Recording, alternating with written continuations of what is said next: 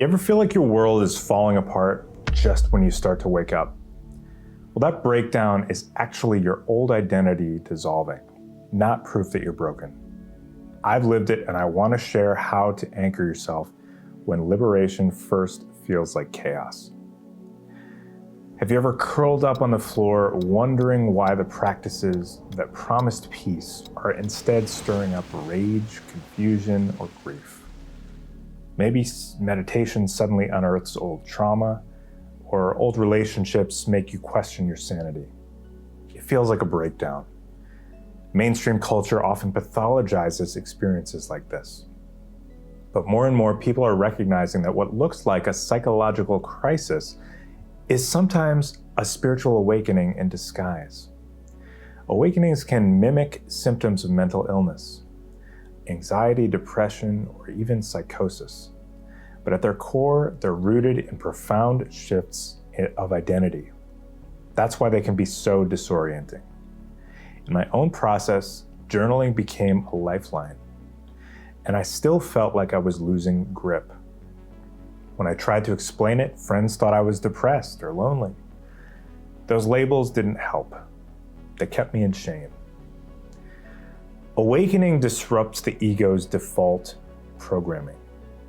When the false self dissolves, all the emotions it suppressed come rushing up.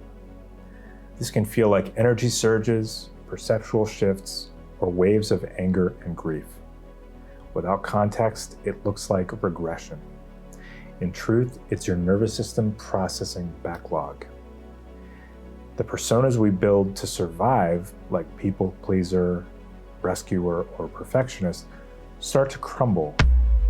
And that collapse isn't failure, it's the unraveling of entanglement. From a non-dual perspective, awakening isn't about erasing the self, but seeing through it. For me, the breaking point came during what's often called the dark night of the soul. I swung between numbness and overwhelm for months. One evening, after a really bad dream hearkening to my old reality, I let the grief pour out without trying to explain it. The fog lifted a little. My problems didn't vanish, but the part of me constantly managing them did relax.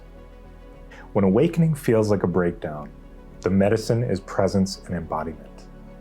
Try this simple practice. Sit or lie down in a quiet place. Feel the weight of your body on the earth. Notice your breath, inhaling through the nose and exhaling through the mouth. And gently scan your body from head to toe, observing tension or numbness without changing it. Place one hand on your heart, the other on your lower belly. Breathe into the space between your hands. Whisper, "This is the unraveling. I am safe to feel." This grounds the experience. Integration is less about explaining it and more about befriending what's happening in your body. If this resonates, I've created a trauma-informed map through the dark night of the soul that I'm offering for free. You can find the details about it at this masterclass right here. Explore it if you'd like more support.